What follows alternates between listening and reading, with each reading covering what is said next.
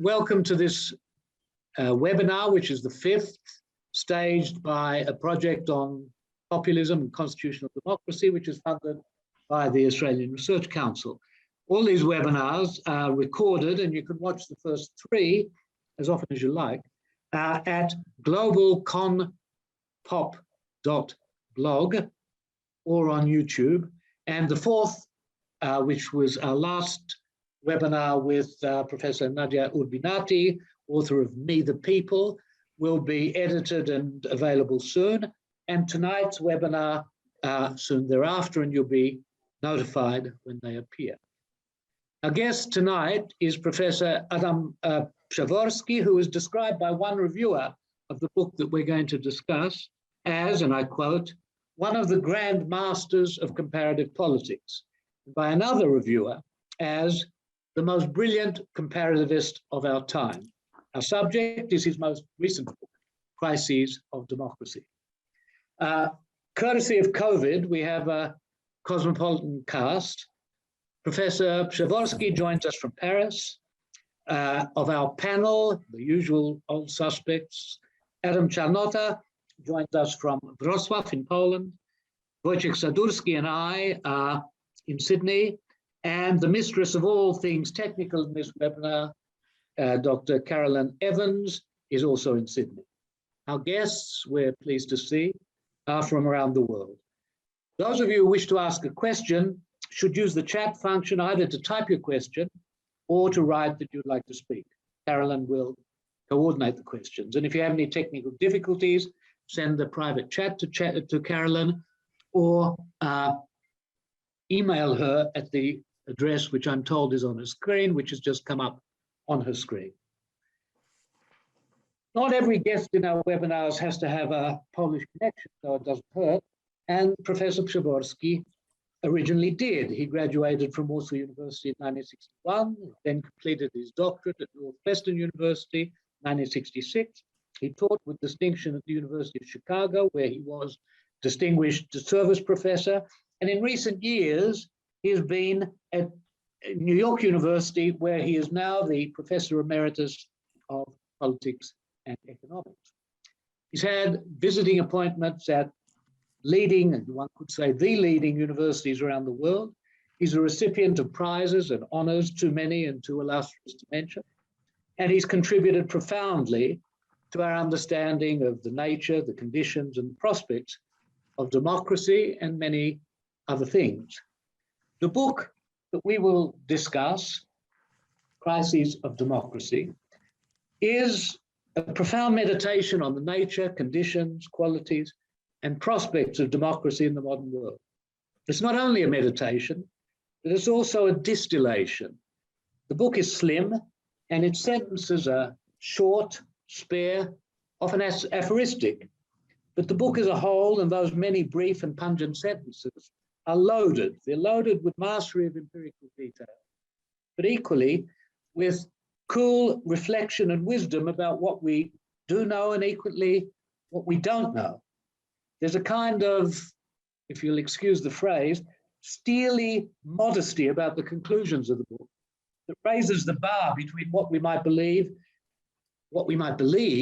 and what we have reason to say that we know. And I speak of steely modesty because it was the sense I got that it's a world away from the sort of standard issue, wishy-washy academic indecisiveness that covers itself by saying, which is always true, well, it's very complex, or it all depends, to save one having to come to any decision. Professor Przeworski's modesty is of a quite different, deeply considered, austerely self-denying sort. As he writes in his preface to this book, I know that some readers will be disappointed by how often I fail to arrive at firm conclusions, but one should not believe the flood of writings that have all the answers. Particularly in our perilous times, it's important to know what we do not know before deciding how to act.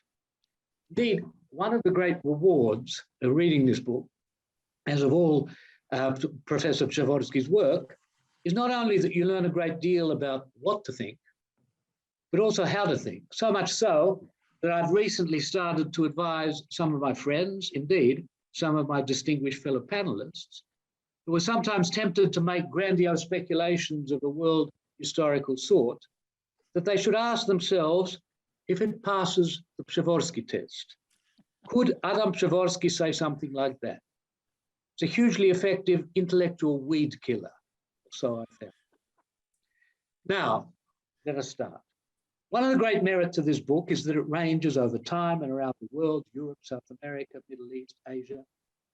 But it starts, as so many things do, with the United States. Adam, you say in the preface to Crises of Democracy that the very event that prompted me to plunge into this volume was something that I never expected, the victory of Donald Trump. But someone might say, well, Trump just got lucky in 2016 and also just unlucky in 2020. What's the big deal? Anyway, what's it got to do with anywhere else? And part of your answer, but in a sense the book is, as a whole, your answer, is a passage that, if you'll excuse me, I'll read because it's so lovely.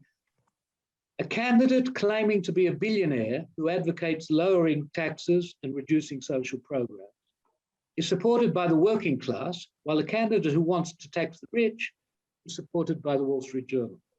A thrice married man who prides himself on unwanted sexual advances receives almost unanimous support from religious groups committed to family values. A lot of people believe any kind of apparent nonsense. The incumbent party loses an election when the economy is the best it's been in 50 years. An election in which almost all parties, including the victorious one, campaign against the establishment, generates a parliament that is even more elitist than the outgoing. A blow against globalization, the free flow of capital and commodities, is inflicted by parties on the right wing of the political spectrum. Nationalists form international alliances. None of this makes sense. What's going on and why? What do we need to make sense of if we suspect that democracy may be in crisis? And if I could turn to you now, what do we need to make sense of in those circumstances?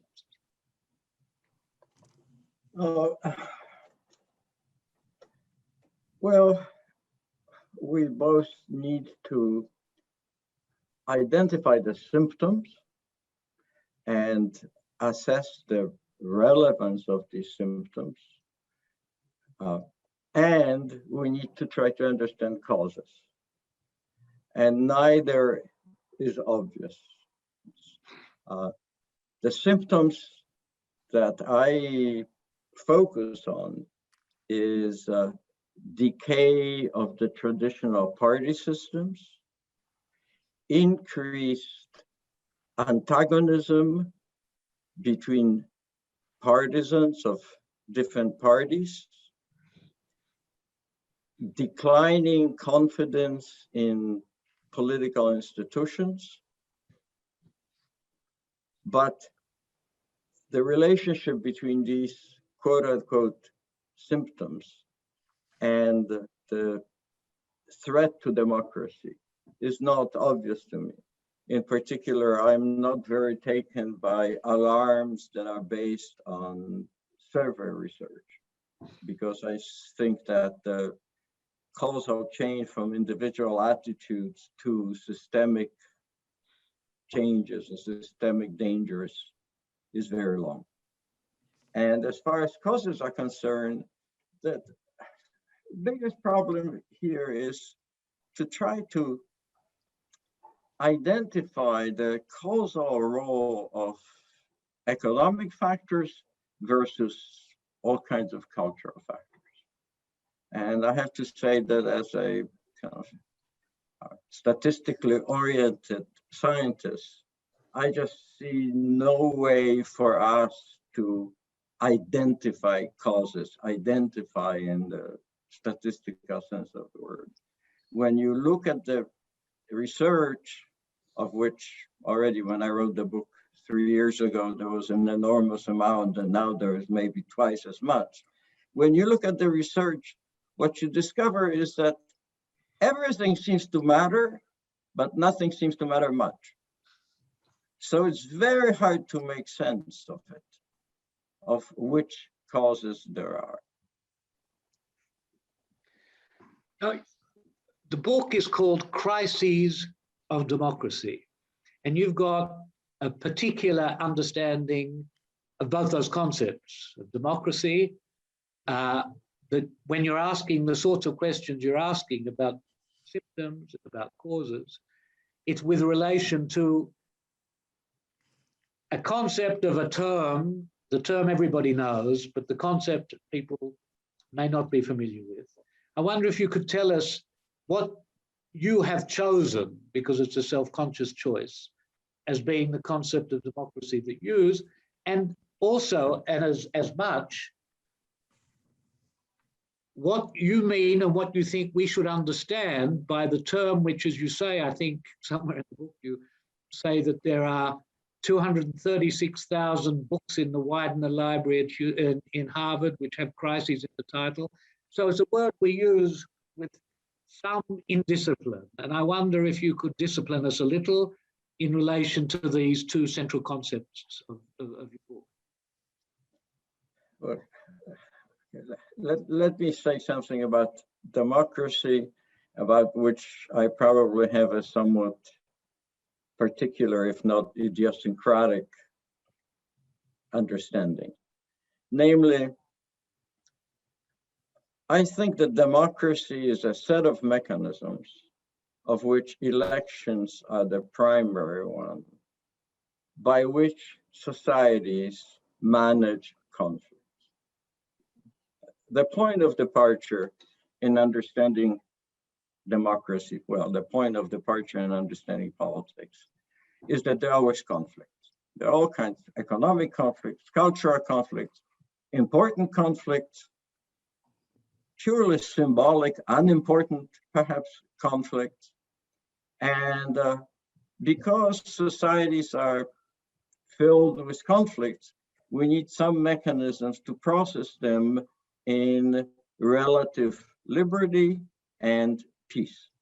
And for me, democracy is basically, again, a set of mechanisms that process conflicts. This is why this minimalist conception of democracy very much focuses on elections, because I think elections are the primary mechanism by which conflicts can be, and in many, but not too many countries, are peacefully handled. As far as crises are concerned, I don't have a rigorous definition. I admitted immediately. I sort of rely on that phrase of Gramsci, Antonio Gramsci, which I very much like, namely that it seems that something is falling apart and perhaps has fallen apart, and we don't see anything that could possibly replace it. But this is not an operational definition. So my strategy in writing the book, and I have to say, this little section on crisis was the one that gave me most trouble. So my strategy was, let's start to look for symptoms. Let's start to look for things that seem to have changed in the last maybe 2 decades, that perhaps are ominous. And among these symptoms, again, the primary that I have found is kind of collapse of the traditional party systems. We may or may not realize, but in countries that are democracies still today, in most of them, the party systems were crystallized in the middle of 1920s. I have a little picture in the book which shows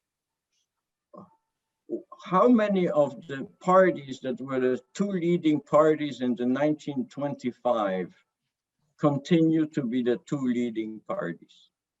And one can see that until 1990s, they're almost the same. World War II produced a little bit of a shakeup because the communist parties became second and for a short time in Finland, Japan, Italy, and France. But otherwise, that system was extraordinarily stable. And then you can see the collapse of the center. Yes, we used to have a left-wing, center-left party and center-right parties, and from time to time they alternated in office, but they were always there.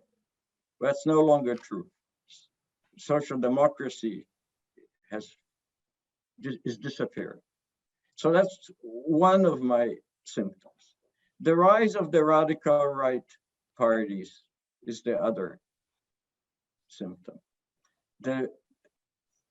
This I would like to return to. Increased political polarization is, for me, perhaps the most profound, ominous sign. And then we have all kinds of surveys which show decreasing confidence, decline of confidence in institutions. And some people claim that even decline confidence in democracy per se. So basically, my strategy to cope with crises is to look for these symptoms and then ask, well, what do they forecast? Do they really forecast a danger to democracy as a system of processing conflict, or are they relatively minor transformations that could be in some ways remedied? The answer for the present? You don't know? I don't, look, one of the things I want to say is, I am not into melodrama. That is, I don't think that there is sort of a worldwide crisis of democracy. As I start looking country by country, there are some countries in which I think democracy is truly in danger, including the United States. And there are some countries in which democracy is quite healthy, say Germany. So I don't see kind of a global tendency. What I do see is that there is a new combination of factors and new set of new political dynamics that in fact is threatening democracy in some countries. And again, for me, the US is a prototype, but we have India, and we have Poland, and we have Hungary, and we have Turkey, and we have Venezuela, and we have Nicaragua, and we have Sri Lanka, and I could go on and on and on. So there is a set of 20, 30, maybe countries where democracy was more or less stable and functioning reasonably well for a long time, where I think it is in danger. One of the distinctive attributes of the present that you stress at some length is that those who think of crises as coups or putches or big, dramatic, revolutionary events are looking for the wrong thing in the wrong places, that there's something distinctive about not all the countries you mentioned, actually, but about several of them. Do you want to expand on that, the incremental nature of the present situation? This, I think, is at least one of the new phenomena in the world. I engaged for many, many years in classifying regimes as democratic and non-democratic, whatever you want to call the non-democratic ones. We used to call them dictatorships. Now we tend to use the word autocracy. And I did something in the middle of the 1990s where our main criteria was that parties compete.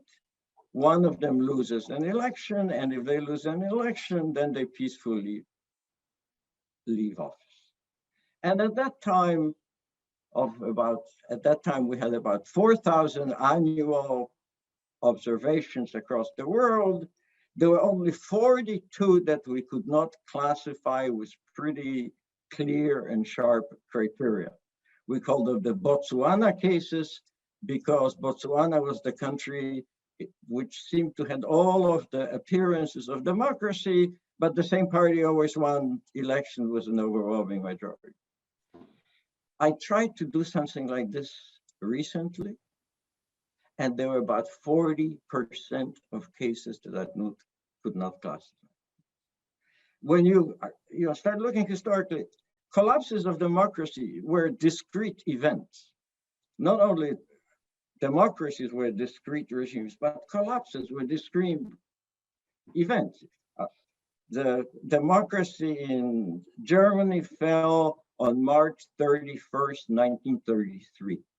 Democracy in Chile fell on September 11th, 1973.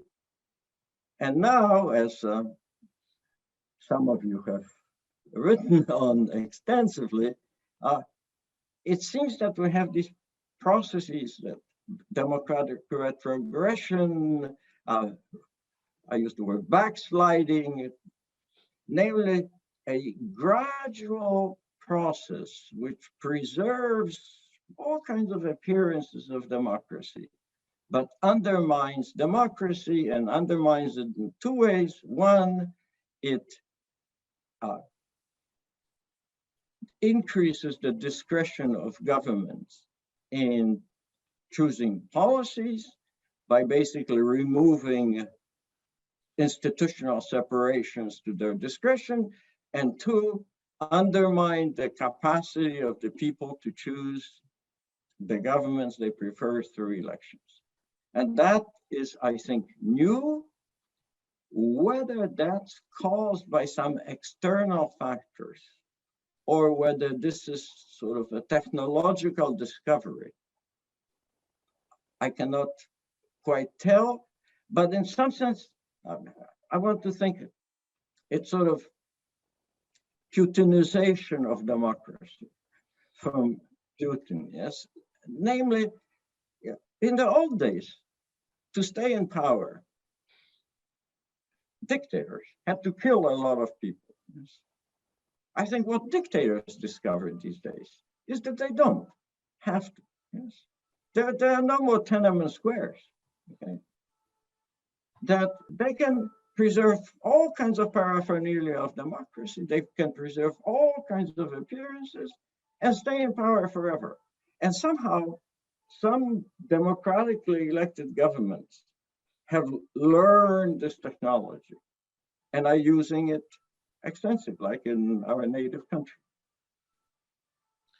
Well, so yes, I think that there is a big difference in the sense that the border lines between regimes have become much less clear. Thank you. Well, we have, as it happens, one of the world's experts on such a country and such techniques in Wojciech Sadurski, who is both an observer, and his book, Poland's Constitutional Breakdown, is a close examination, which you cite frequently in your book, of precisely this process as it's happened in Poland. And he's also an active participant. So I wonder if he would come in with some observations and reflections, questions. Sure. So I would like to ask you to draw a link between a major theme at the beginning of your book and something that comes much later in the book. The major theme is, or one of the major themes in the very first chapters, is to detect some common patterns in historical cases of collapse of democracy, which is reasonably consolidated, which you define as having had at least two alternations in power. And what are the common causes for that? And you discern certain common causes of the 13 countries which you have identified between 1918 and 2009, I think, is the case of Honduras, the last chronological case.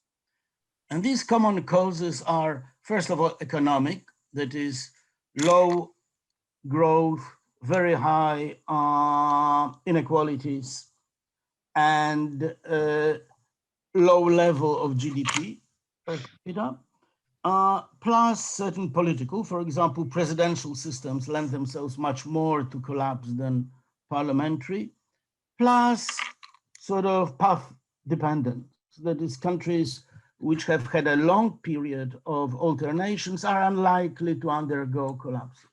And now I would like to jump from that to what you have just talked about with Martin a moment ago, and that is these cases of strange deformations of democracy by stealth, by incremental change, Putinization, as you have just called it.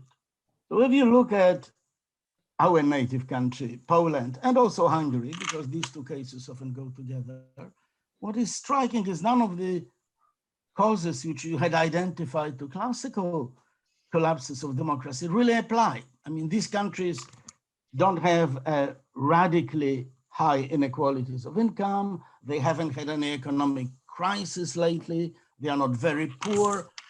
They are parliamentary or mixed presidential rather than strongly presidential. And both have had already a pedigree, if you like, after 1989, or a tradition of frequent alternations in power, to which only Civic Platform before 2015 was an exception, and now peace. So how do you explain what factors of similar character which apply to your traditional huge historical collapses can account for this very dramatic erosion of democracy in these two countries, plus maybe others in which we see more or less similar phenomenon of authoritarian elected leaders, whether in India or in the Philippines or in Venezuela, at least under Chavez, in Brazil, etc. So if you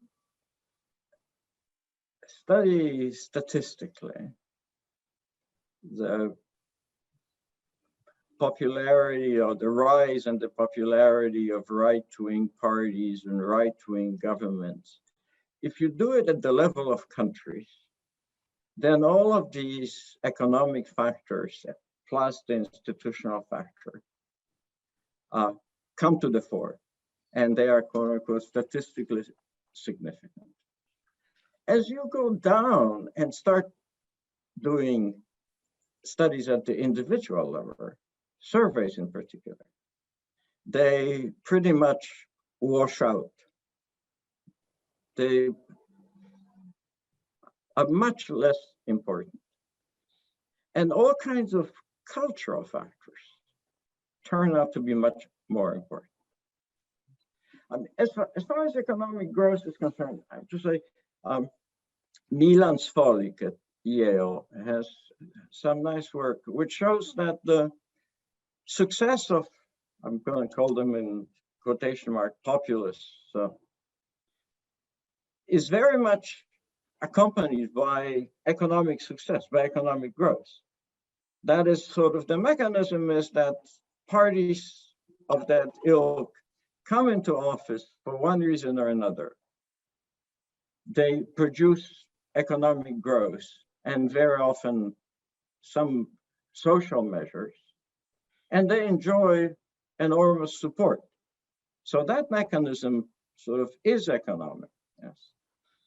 But at the same time, it's obvious that there are profound cultural factors which are very difficult to catch. Let me just give you one fact about the US, which is, it turns out that a major predictor of voting in the United States is marital status. Married people voted for Trump. Unmarried people voted Democratic. And it's just one indication that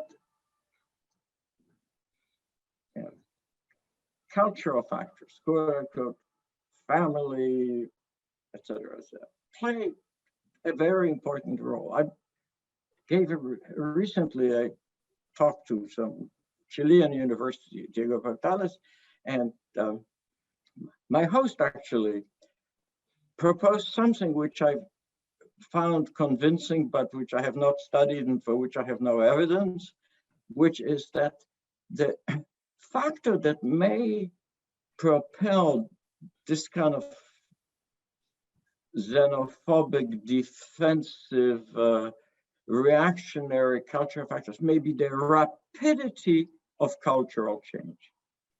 That the speed with which different countries experience profound cultural changes may be the explaining factor because they produce threat. And in some countries, this threat, which is very often enclosed under the slogan, defending our way of life, that threat seems to be extremely profound. And I hesitate to speculate much about Poland, but it's obvious to me that that plays a very important role. So again, I mean, just to return, sorting out the economic factors from cultural factors seems to be extremely difficult. Let me just say something. Many of these governments enjoy support. Yes. They enjoy popular support of some majorities. Yes. And I think that the mechanism that's entailed in there is that people think, yes, maybe this government is reducing our democratic capacity of being able to remove it. So maybe we're actually trading the future. But we like this government. This is a good government. Why would we care about being able to remove it? So this seems to be, actually I have a new paper on this, this seems to be sort of an equilibrium in which people knowingly accept that the government is undermining democracy because they like the outcomes. And they might like the outcomes for economic reasons, but also for ideological, cultural, whatever reasons. Could I ask that both our panelists, first of all, Adam and then Wojciech, take up some points that you've made. First of all, Adam has a particular interest in and has focused for some time on cultural factors, particular matters of identity. And I wonder if, Adam, you would like to expand on that. I will try at least. Thank you very much, Professor Przewalski, for a fantastic book. During this talk, you mentioned here that the cultural factors play the most important role. That was not my intuition, but observation, that in Central Eastern Europe, the sort of identity problems is the crucial problem. But listening to you, what came to my mind was that you mentioned this distrust to the institution. At the same time, in the book, you made this nice distinction between the constitutionalists and democracy, as something which is not the same, but different. So the question is not so precisely connected with identity and the cultural factor, but don't you think that the traditional institutions, democratic institutions, they are not able to cope now with this identity politics? It means they will develop in this distribution politics as such, that national parties. That means what is needed, it looks like, are maybe totally new type of institutions. And I know that I like your book because it's no speculation, it's based on the hard data. But now my question is asking you for some speculations, a bit only, okay? Thank you. I'd like to go back to quote-unquote cultural factors and whatnot. I'd like to say something later about polarization, but let me say something about institutions. So,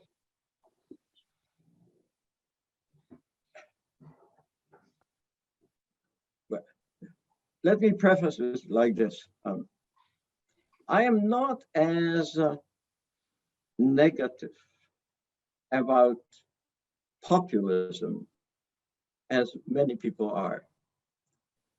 Namely, I think that the populist critique of traditional representative institutions has much truth in it. Where I reject are the populist solutions. what are the popular solutions? Well, there's this kind of a mythical construction in which there is such a thing as the people in singular, yes, le peuple, il pueblo lud, and this mythical actor will somehow be able to express its will, govern, and everything else. Well, that I think is not a feasible solution. And unfortunately, the proposal for institutional changes are short-lived, unimportant, and probably will be unsuccessful. As a matter of fact, if you look at history, in one way, history is a cemetery of institutional proposals. So we have these citizen assemblies, which are randomly chosen and whatnot. We have participatory budgeting that came from Brazil. We have referendums, which I think are dangerous. We have all kinds of proposals. There's one which I very much like, which came up in the last French presidential election, namely that we should be able to vote, I don't know how to say it in English actually, en blanc,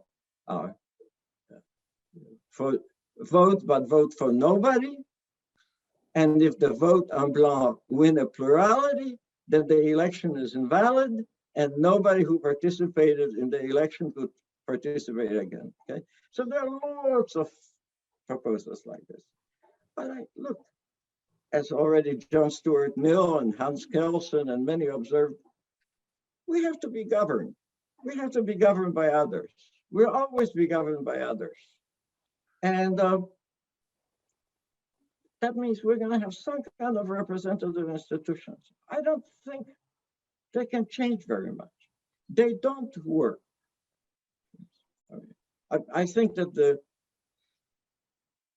that many people who attack populism say at the same time, look, these populists, they are anti-democratic because they are against representative institutions, and at the same time lament large and in most countries growing inequality. If these institutions really worked well, we wouldn't have large and growing inequality. That was the expectation of toward democracy, actually toward universal suffrage from 17th century on. Ireton at Putney in the 17th century already says, yes, if you have universal suffrage, you're going to have equality. And everybody since then says that. Well, we have universal suffrage, we have representation, we have elections, and we have tremendous inequality. So something is wrong. That I accept. But as far as hopes for some kind of institutional innovation that would make people feel that they are participating effectively and that would have the effects of reducing inequality, I'm very skeptical about that.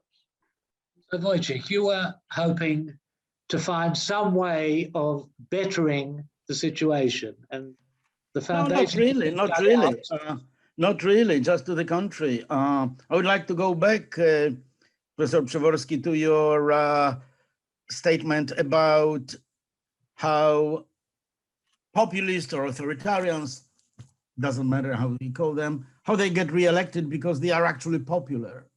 And in your book, one of the most striking points which you make, for me at least, is when you say that people vote for those authoritarians either because they don't care about democracy all that much, or because they cannot see the long-term consequences of their vote. Now, I think that with the first motive, we don't care about democracy, there's very little that we Democrats can do. But with the second, we can. That is the question of voters' irrationality should have some remedy. Now, one remedy would be as a role for the opposition. That's exactly the role of the opposition leaders, to identify to people what are the long-term consequences of voting for Kaczynski's party or voting for Fidesz, etc. And if they fail, that means that they fail in their political role. But also, what does it tell us about, if you like, collective irrationality? Now, one of the striking quotations which you have in your book is at page 119, when you quote, I think, political psychologists who say, and you quote them with approval, "We are now facing a situation in which a large share of the populace is living in an epistemic space that has abandoned conventional wisdom of evidence, internal consistency, and fact-seeking," which to me is the most euphemistic way of saying that so many people out there are just stupid, are plain stupid. And for us, for Democrats, it's very difficult, morally and psychologically, to say that a large number of electorate is so irrational that they don't understand things. Now, there are many political psychologists. I don't know whether you know the work of Sean Rosenberg of University of at Irvine, who make exactly the same point, that the majority of people basically don't understand what's going on. And in the old world of traditional media, somehow mainstream media could filter out the worst sort of falsities, irrationalities, etc. Now in the world of social media, it's no longer the case. So how can we, Democrats and egalitarians, handle the issue of visible irrationality of a large number of our compatriots or citizens of other countries? Well, I think there are two aspects of the question. One is the one on which you've written actually extensively, which I call, quote unquote, stealth. That is that these governments undertake measures that seem constitutional and democratic, and that have effects of undermining democracy. And I call it stealth because very often, yes, you constitutional lawyers argue extensively about their constitutionality.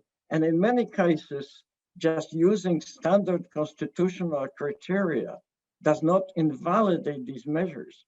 One has to revert to the kind of constitutional thinking that the Colombian Supreme Court has used, or actually Strauss, the constitutional lawyer David Strauss at Harvard, yes, he says that the courts in their consideration of particular case should look at downstream consequences. Now that doesn't seem to me to be kind of pure traditional constitutionalism, yes? If I understand, I'm not a lawyer, but if I understand constitutional law, yes, each case should be judged, adjudicated on its own merits, not on its downline consequences. And some of these measures are truly kind of sneaky. Yeah. So Erdogan, yes, he extended the vote, the right to vote to Turks living abroad. Why did he do that? Because he wanted to extend citizenship right. They're citizens. The fact that they're living abroad, they are living abroad. So he was extending constitutional rights. Why did he do it? Because Turks in Berlin vote overwhelmingly for Erdogan. Yes. Think of the US measures to basically make it more difficult to vote by requiring IDs, all kinds of papers and whatnot. Why did the Republicans want it? Why did the Trump government want it? To prevent electoral fraud, to make democracy operate better. Yes, and the fact is, they're basically disenfranchising their electoral opponents. So this aspect of visibility, it's hard to determine for experts like yourself and for ordinary people, the opposition says something. Yes, the opposition says in both cases, no, Erdogan is doing it to increase his vote. Republicans are doing it to prevent poor people from voting. But, we would expect the opposition to say that. There's no reason to think that the opposition will be more credible than the government, because the opposition criticizes the government. That's its role. So for ordinary people to be able to determine that, I think is extraordinarily difficult. Now, a bigger issue, I think, is the psychology. So, what worried me most when I wrote the book, and it's already 3 years ago, is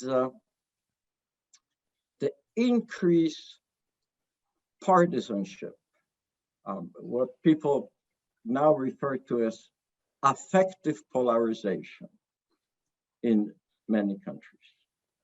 And I think that there is sort of a psychological reversal in the following sense, that we always used to think that people have particular positions on particular issues, and parties make proposals, and people decide among parties depending on whether these parties were proposing what people supported.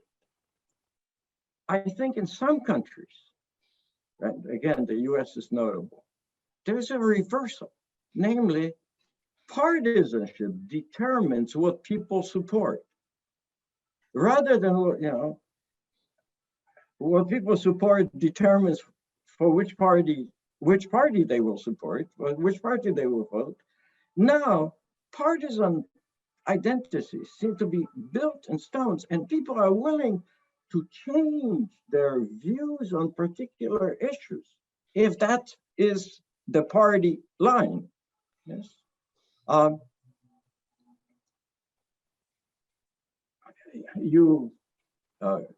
Martin cited at the beginning this kind of list of things that I found perplexing. Yes.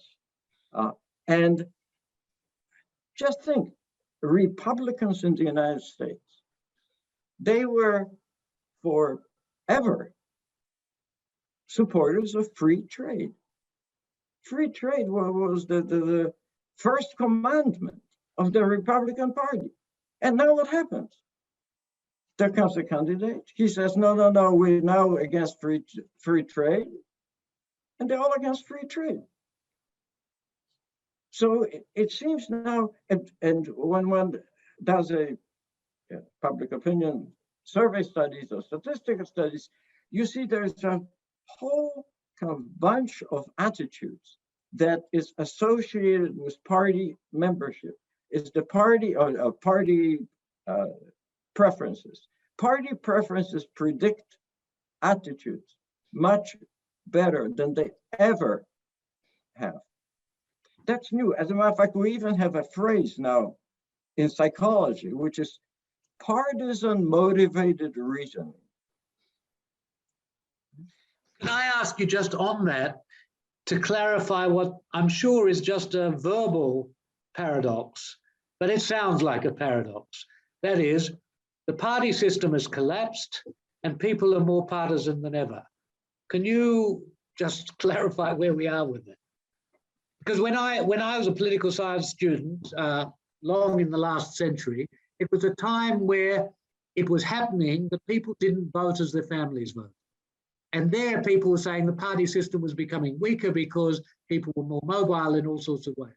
Well, now I've learned from you and we see that the party system as an aggregator of preferences and of people and so on is collapsing. On the other hand, partisanship, as you've just said, is predatory.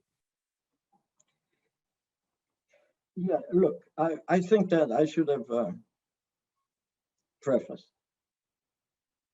The situation probably looks very different in different countries. And actually, there's a recent study which shows that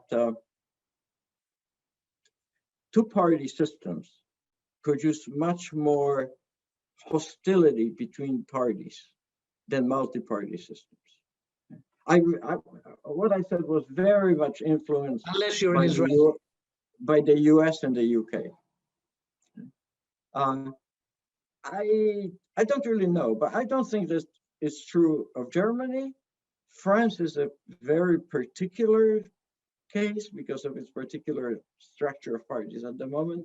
But I was very much thinking about the US and really thinking about the US survey results.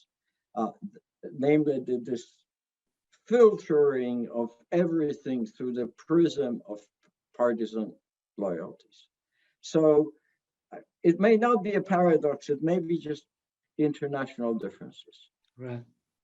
Now, But we have a rich and varied and expert audience, so I'd like to give them a chance to speak. Just want to end with a passage which may give further thought, which is your last passage in the book.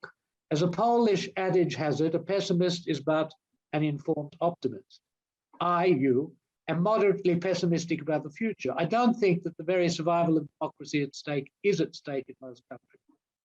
But I don't see what would get us out of the current discontent. It will not be alleviated by contingent political events, the results of future elections. This crisis is not just political, it has deep roots in the economy and in society.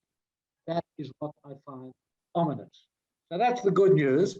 And I wonder if now some of the people in the audience could tease out, explore whatever it is that they want to explore, but also leave us in a happier frame of mind, maybe, than this passage does. So I'd like now to ask people in the audience to engage in the Q&A. may I say something still in response to Wojciech's comment? Sure. Which is look, the quintessential belief of liberalism from long before John Stuart Mill, but John Stuart Mill certainly, was that multiplicity of opinions, that exchange of views leads us to converge on truth. Yes. From Milton to John Stuart Mill. And I think that we are tragically discovering that now that because of social media, the number of views that reach public attention has multiplied by a large factor. It turns out that it leads to divergence rather than convergence. Instead of converging on truth, now we have pockets of people holding their own beliefs, communicating just with one another, isolated in this kind of particular places of public opinion possible. And that, I think this is truly profound because it really, for me, it undermines a quintessential liberal premise. Anyway. Now we're going to ask for a multitude of reviews.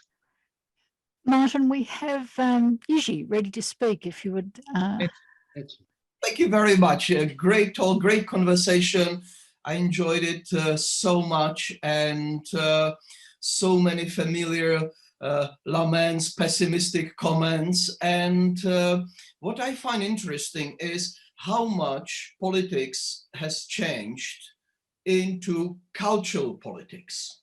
Yeah, and just having Richard Rorty, Philosophy as Cultural Politics on my desk, I wonder to what extent actually politics of interest has become politics of values. And by definition, all values are non-negotiable, they clash, and we are in the situation in democracies in which we fight for values. One example, Euro, and you have the Rainbow Stadium being lit in Munich, and you have Orban so cleverly doing it, says, well, This is nothing to do with discrimination. It's only saying that sexual education up to 18 years is a matter of families and not the state. So he is actually promoting himself as a liberal. Yeah, small state and strong civil society. To quote Václav Havel, these are paradoxes, aren't they? Yeah, and my question to you, Adam, would be, how much of this cultural politics can be actually managed within the framework of liberal democracy and constitutional statehood? Thank you. Well, first, I'm not willing to give up on economics, on material interests. You know, this is, from an academic point of view, scientific point of view, this is a strange world. You read economists, and it turns out that the only factors that matter are economic. Okay? As a matter of fact, I even tweeted on something that Danny Roderick, who's an economist at Harvard, eminent economist at Harvard, and a friend of mine, has written, namely, a purely economic explanation. For economists, all causes are economic, and there's a lot of evidence for it. You know, if you do surveys, it turns out that people in regions which lost, and this is, you know, both in the US and 15 European countries, people in regions which lost most jobs either to automation or to China are more likely to support extreme right-wing parties. You read individual survey people, survey studies, and you find that people who are in, you know, bad economic situation, unemployed and whatnot, in some studies tend to support right-wing parties or not vote, actually. You find that people whose incomes are threatened, people who are in industries which are more subject either to job of loss to China or to automation in particular, these people feel threatened and turn to not to vote or vote for right-wing parties. So there's a lot of evidence for economic factors. The evidence for cultural factors, again, I am persuaded that they matter, but they are just much more difficult to capture in statistical studies.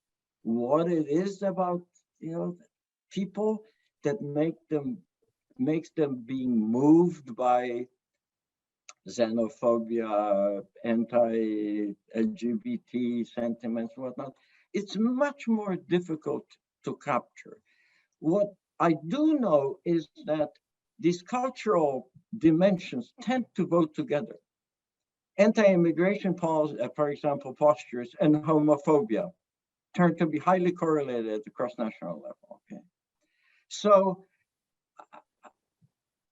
I am not, I'm not willing to just accept that the material factors no longer matter, that we live in a post-materialist world, a la Engelhardt, and that now we only have cultural conflicts.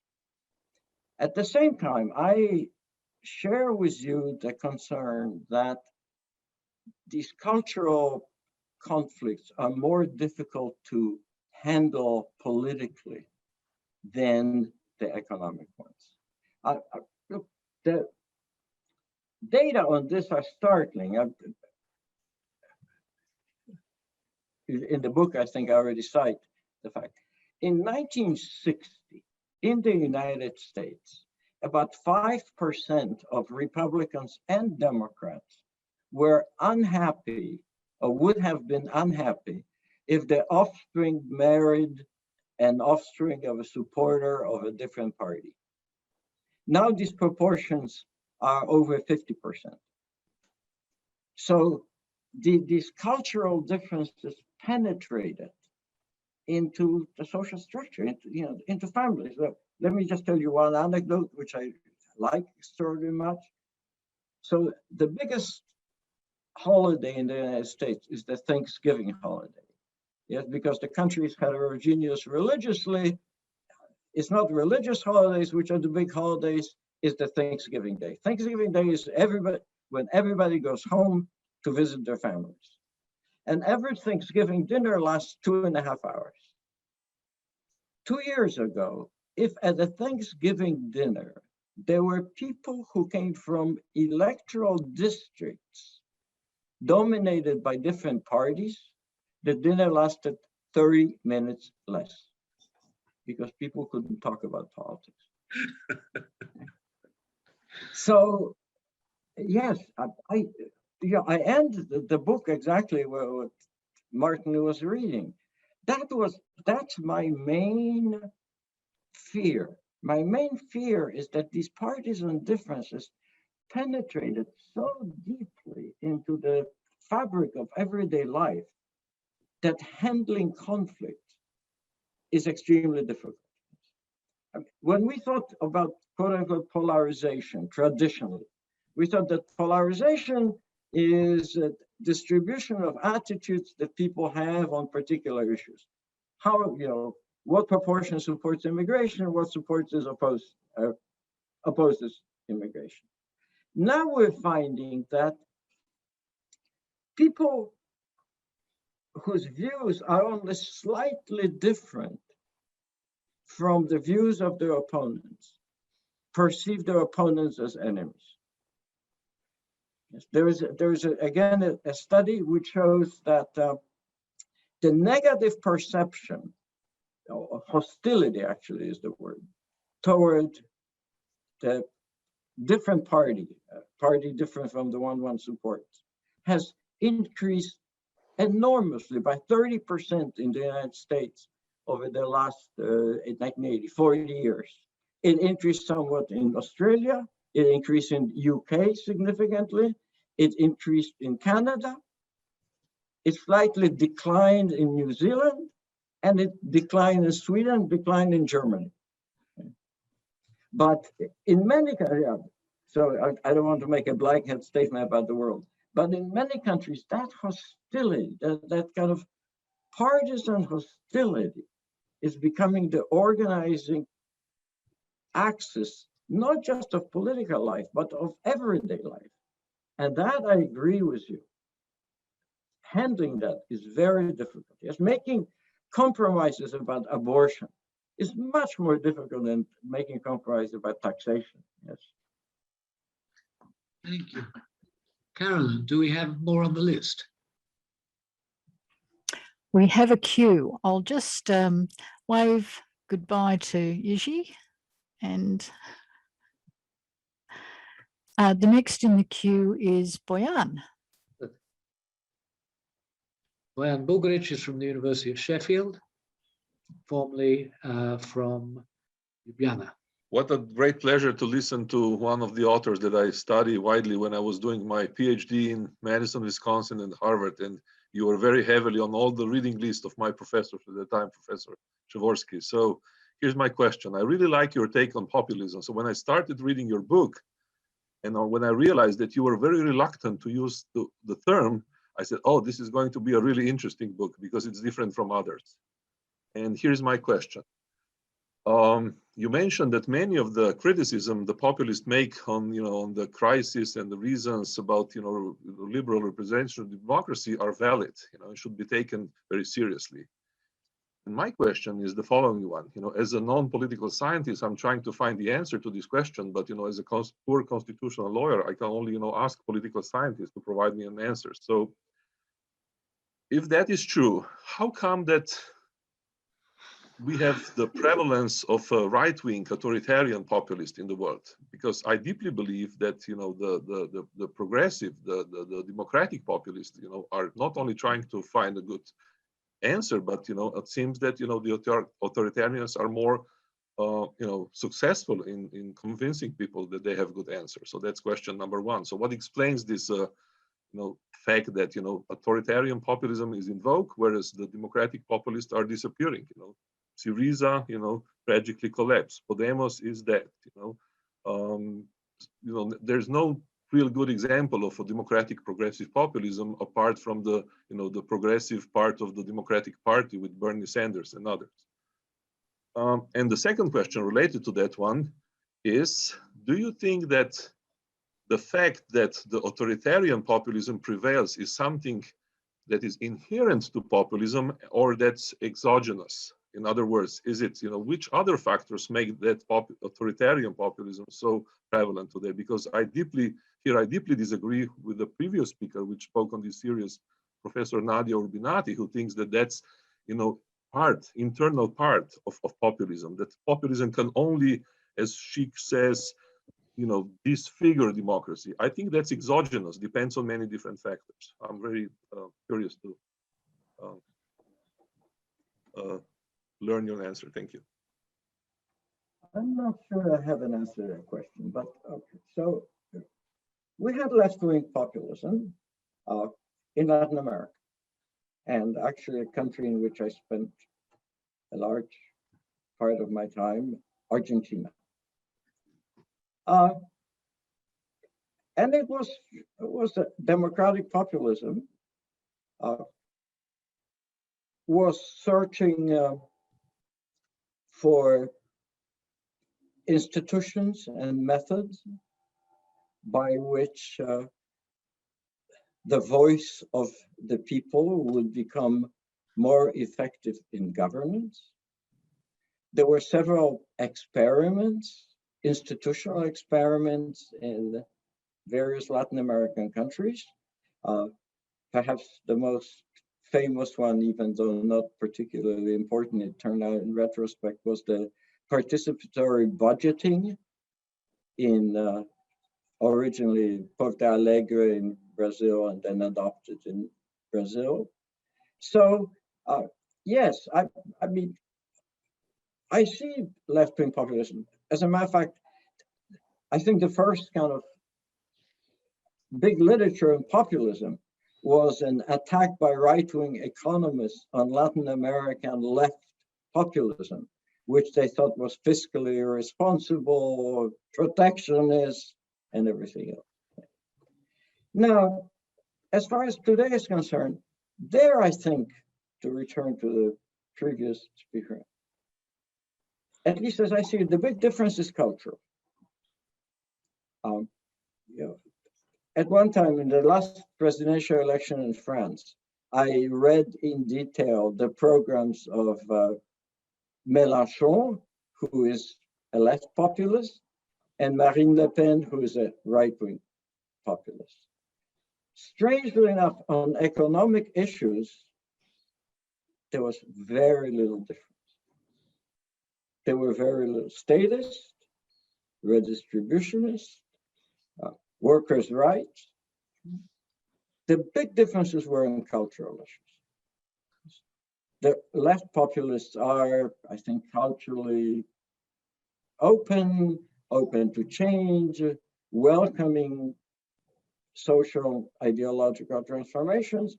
And one of the defining features of the right-wing populism, at least in Europe, is xenophobia, homophobia, et cetera, et cetera. So I think that at least in France, where I am now and spend a lot of time, that is by far the difference. Yes. It's along these cultural dimensions. Now, why is it that left-wing populism is just almost non-existent pretty much anywhere? I don't know. I really don't know. It's an excellent question. I don't know. Sorry. Carol, well, see, this is part of this steely modesty that I spoke of earlier. It is important to work out what you don't know. Carol. Yes, thanks, Boyan. I'll just let me just say something. Note that the right is very successful in usurping the mantle of populism. Marine Le Pen in France, yes. I'm going to have referendums. I'm going to have a referendum in Europe, and I quote here, and you, the people, will decide.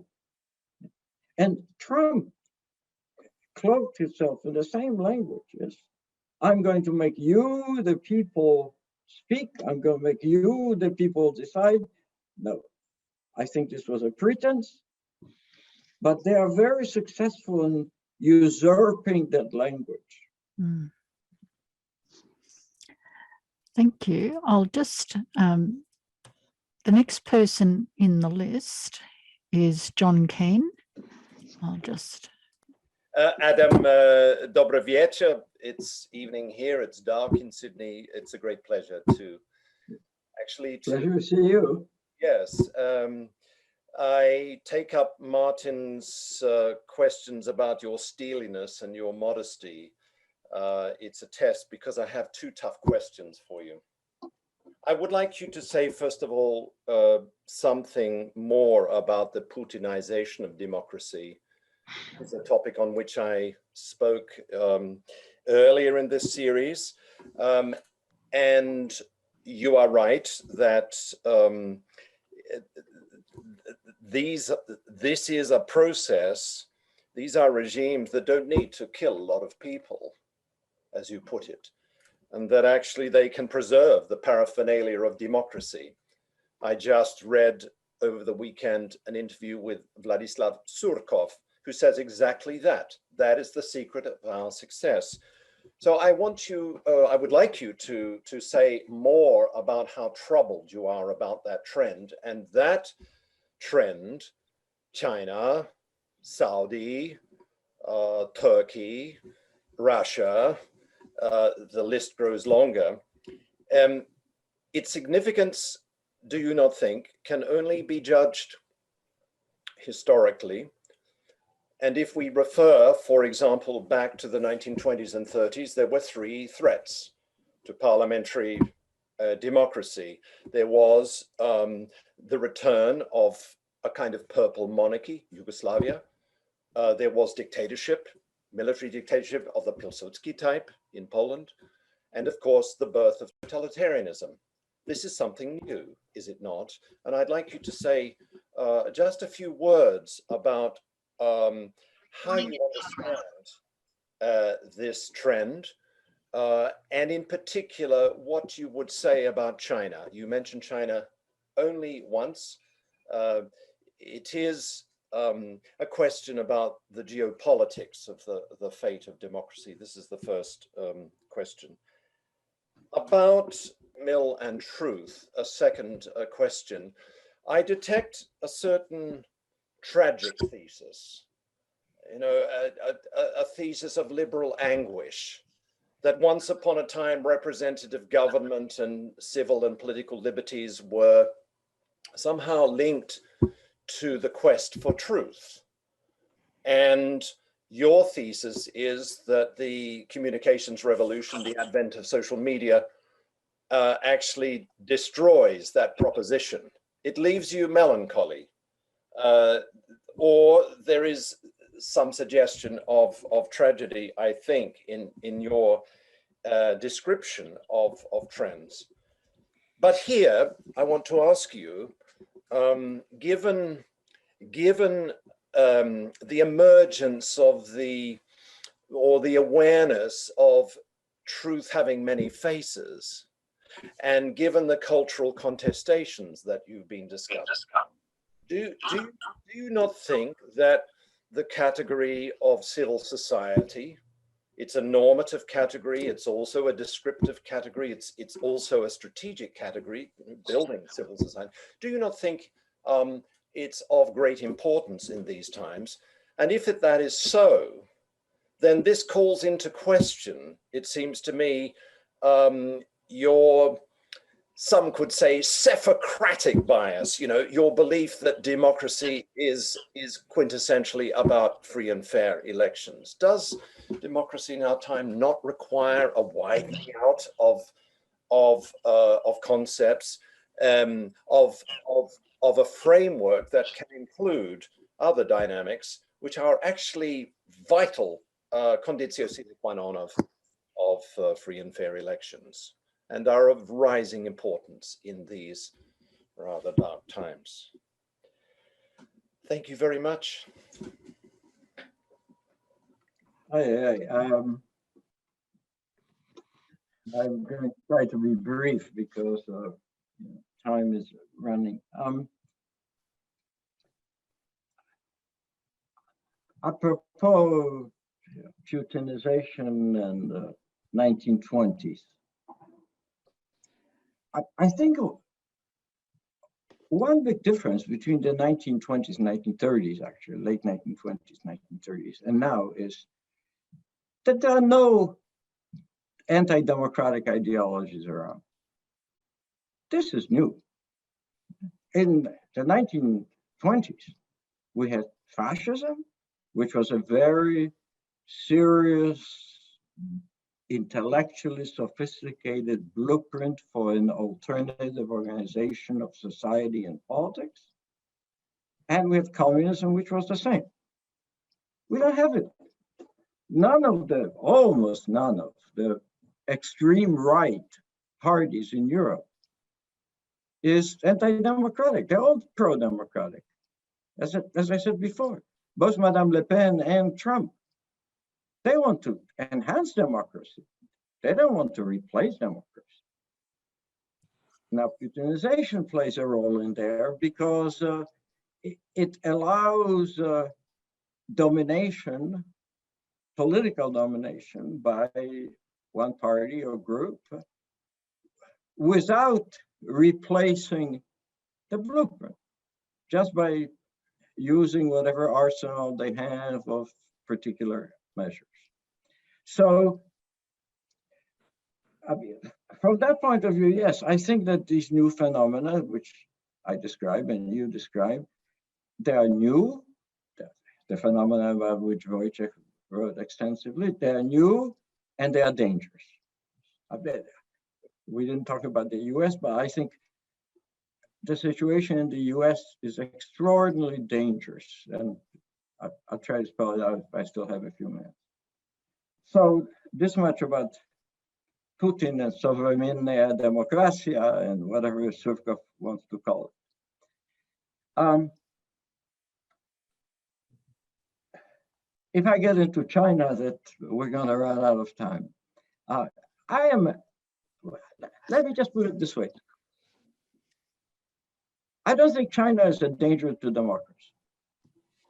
The big difference between China and the Soviet Union is that China is not exporting its system. There's no Chinese propaganda which says, organize your society and your politics the way we do. So from that point of view, they may be a danger in all kinds of ways, but I don't think that they are directly a danger to democracy. Now, it doesn't mean that some countries may not find the Chinese model to be very attractive because of its economic successes. So there may be a temptation to imitate, but it's not a strategy of China, I think. Liberalism and civil society.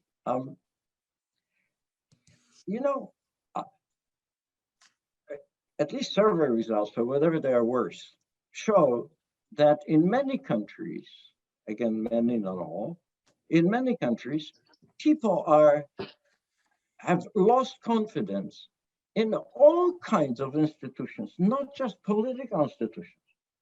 Yeah? They lost confidence in the most important organization of civil society, which some civil society students do not recognize, at least explicitly, namely the churches. The confidence in churches, not just the Catholic Church, which has probably its own, but the confidence in churches as institutions has declined in corporations, banks, in the US, even the non-governmental institutions, surveys show. So this kind of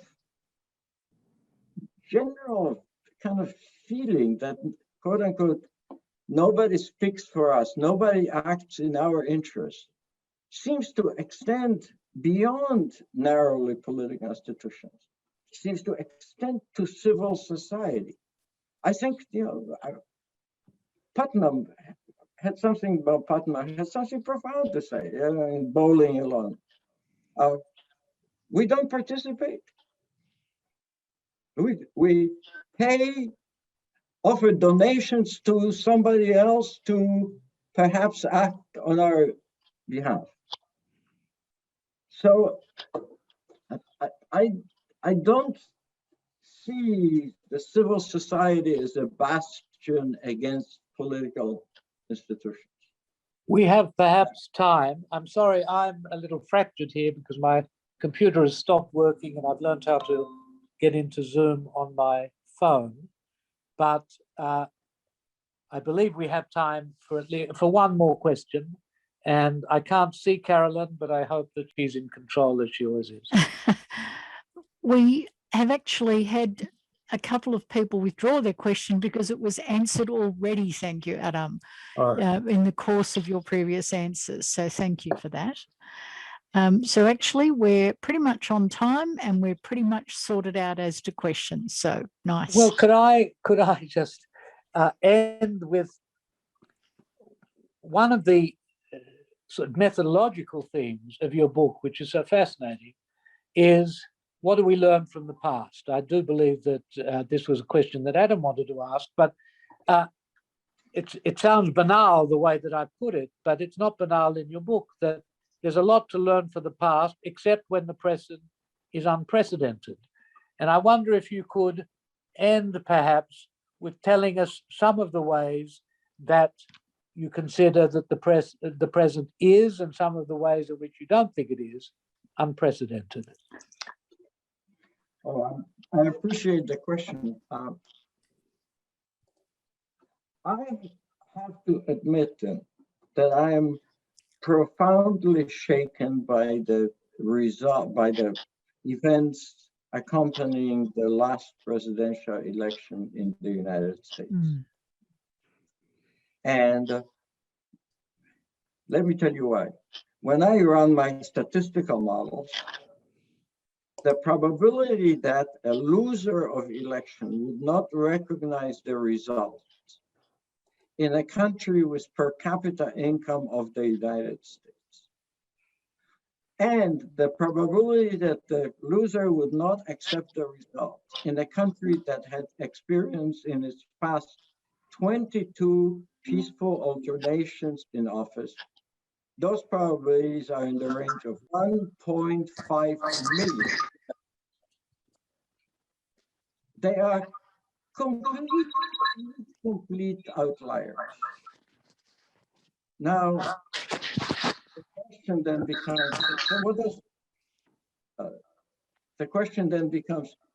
so what does it mean? Does it mean that our conceptual model of learning from the past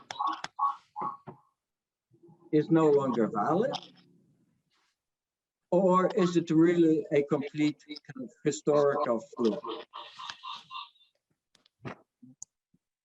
I'm writing I have to give a speech to the International Political Science Association, and I'm working on that issue. It's hard to tell. You know, it's sort of in the history of science, you would say, this is certainly an anomaly. Now, there are some anomalies that kill conceptual models, and some anomalies that are just truly anomalous and do not invalidate conceptual models. I can't tell. I'm not sure how to make something elegant about this ending, but apart from the parts which I have recently screwed up, I'm very, very grateful and glad that we were able to have this session with you. It's illuminating in all the ways that I imagined it would be and more. And it's nice to be taught humility by a person who knows so much, and to be taught a lot by a person who knows so much. And thank you, and thank all the panelists, thank the panelists, thanks to Carolyn, and thank to the audience for being there, and for the questioners for excellent questions. Goodbye, good luck, good night. Thank you. And thank you. Dziękuję, do widzenia. Do widzenia. Do zobaczenia.